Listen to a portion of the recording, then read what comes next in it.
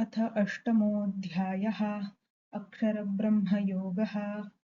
अर्जुन उवाच किं तद्ब्रह्म किमध्यात्मं किं कर्म पुरुषोत्तम अधिभूतं च किं प्रोक्तम् अधिदैवं किमुच्यते अधियज्ञः कथं कोत्र देहेऽस्मिन् मधुसूदन प्रयाणकाले च कथं ज्ञेयोऽसि नियतात्मभिः।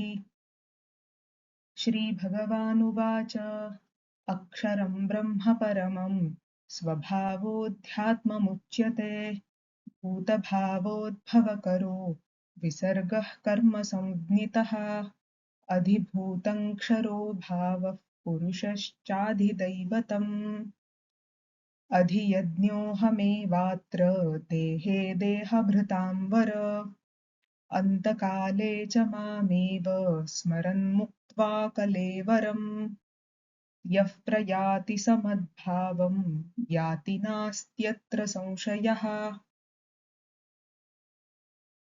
यं वापि स्मरन् भावं त्यजत्यन्ते कलेवरम्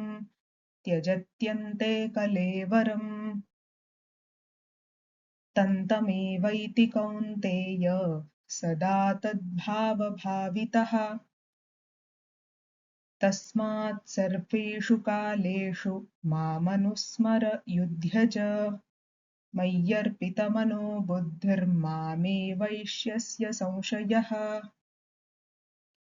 अभ्यासयोगयुक्तेन चेतसा नान्यगामिना परमं पुरुषं दिव्यं याति पार्थानुचिन्तयन् कविं पुराणम् अनुशासितारम् अणोरणीयं समनुस्मरेद्यः सर्वस्य धातारमचिन्त्यरूपम् आदित्यवर्णं तमसः परस्तात्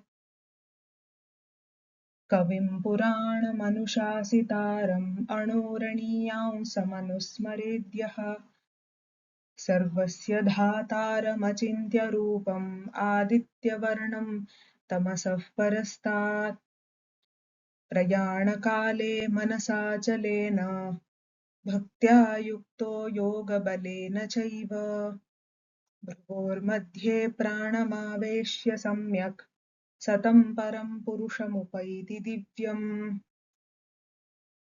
यदक्षरं वेदविदो वदन्ति विशन्ति यद्यतयो वीतरागाः यदिच्छन्तो ब्रह्मचर्यं चरन्ति तत्ते पदं सङ्ग्रहेण प्रवक्ष्ये सर्वद्वाराणि संयम्य मनोहृदि निरुध्य च मूर्ध्याधायात्मनः प्राणम् आस्थितो योगधारणाम् ओमित्येकाक्षरं ब्रह्म व्याहरन् मामनुस्मरन् यः प्रयाति त्यजन् देहं स याति परमां गतिम् अनन्यचेताः सततं यो मां स्मरति नित्यशः तस्याहं सुलभः पार्थ नित्ययुक्तस्य योगिनः मामुपेत्य पुनर्जन्म दुःखालयमशाश्वतम्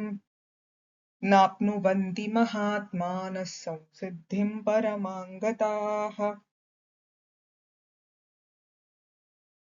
आब्रह्मभुवनाल्लोकाः पुनरावर्तिनोऽर्जुन मामुपेत्य तु कौन्तेय पुनर्जन्म न विद्यते सहस्रयुगपर्यन्तम् अहर्यद्ब्रह्मणो विदुः रात्रिं युगसहस्रान्तां देहोरात्रविदो जनाः अव्यक्ताद्व्यक्तयः सर्वाः प्रभवन्त्यः रागमे रात्र्यागमे प्रलीयन्ते तत्रैवाव्यक्तसंज्ञके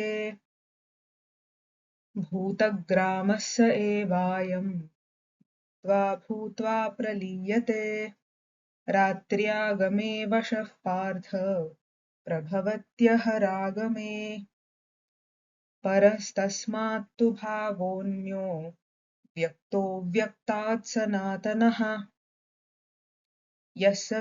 यः स सर्वेषु भूतेषु नश्यत्सु न विनश्यति। अव्यक्तोऽक्षर इत्युक्तस्तमाहुः परमां गतिम्। यं प्राप्य न निवर्तन्ते तद्धाम परमं मम।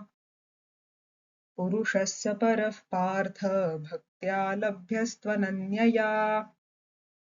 यस्यान्तस्थानि भूतानि येन सर्वमिदं ततम्। यत्र काले त्वनावृत्तिमावृत्तिं चैव योगिनः प्रयाता यान्ति तं कालं वक्ष्यामि भरतर्षभ। अग्निर्ज्योतिरः शुक्लः षण्मासा उत्तरायणम्। तत्र प्रयाता गच्छन्ति ब्रह्म ब्रह्मविदो जनाः।